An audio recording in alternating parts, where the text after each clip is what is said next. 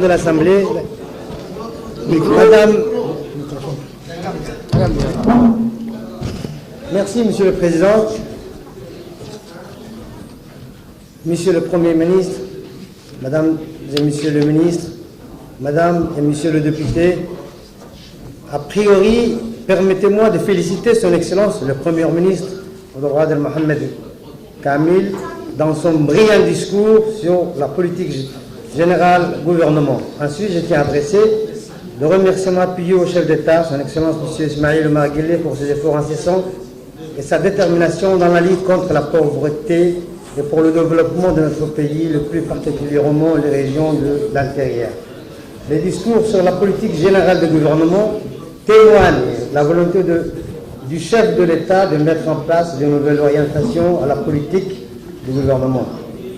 Cependant, le Premier ministre nous a donné plus de détails sur le projet à court et à moyen terme du gouvernement.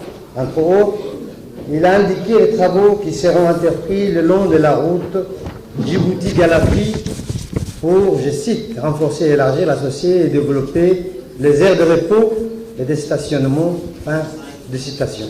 Néanmoins, je voudrais rappeler ici que le véritable problématique de la région et ses villages sont l'agriculture et l'eau. Pour ne pas mâcher mes mots, je vous dirais que l'agriculture demeure un secteur lésé qu'il faut promouvoir davantage. Mesdames et messieurs, le constat du Fonds des Nations Unies pour l'agriculture, FAO, sont clairs. La croissance dans l'agriculture est 11 fois plus efficace dans la réduction de la pauvreté que celle de n'importe quel autre secteur. Par ailleurs, les efforts restent moindres en ce qui concerne la redynamisation de ces secteurs. Les engagements du gouvernement sur certains points n'ont pas été accomplis pour redynamiser l'agriculture et garantir l'eau permanente et saine, malgré les moyens financiers et matériels affectés à la région. L'agriculture. Dans ce contexte, l'idée du président de la République d'implanter 1485 dattiers est d'emblée vouée à l'échec, à cause aussi du manque de carburant pour faire fonctionner les pompes pour l'irrigation de dattiers. De fait, le dattier s'assèche et dépérisse petit à petit au fil des ans. De cette ère du Halle 1, Halle 2, on peut voir la dégradation de longues étendues de plantations de milliers dattiers. L'eau.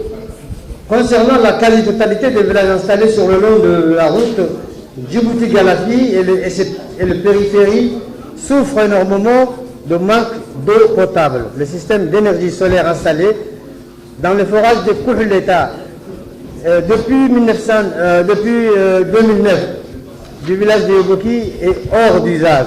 La situation de quelques résignés et ne compte que sur eux-mêmes. Les villageois sont contraints de se regrouper solidairement pour préserver le fonctionnement des forages et les faits qu'ils occasionnent. Plus loin, le forage situé à proximité de Bakora a destiné à alimenter les habitations de 4 secteurs, Gablahav, Bakora, etc., est inopérationnel.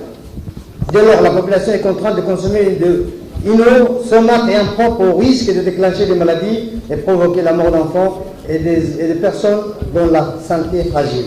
Par conséquent, ma question s'adresse à Monsieur le ministre de l'Agriculture, dont je m'empresse pour lui faire part de ma très sincère estime pour sa mission pour améliorer l'agriculture et l'eau dans notre région. Toutefois, pour que la population évite de consommer une eau impropre et de se préserver des maladies qui en découlent, que préconisez-vous, Monsieur le ministre? De votre réponse dépendra la survie de la population de la région du Sud-Ouest, de la responsabilité des parlementaires de la région auprès de la population et la motivation de leur mission. Merci.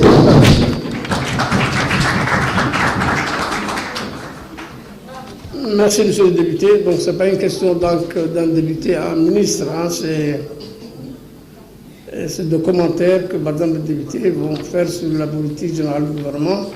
Les membres du gouvernement auront, à la fin de leurs interventions des députés, ils ont donc à préciser, à apporter des précisions sur certains domaines, certains points de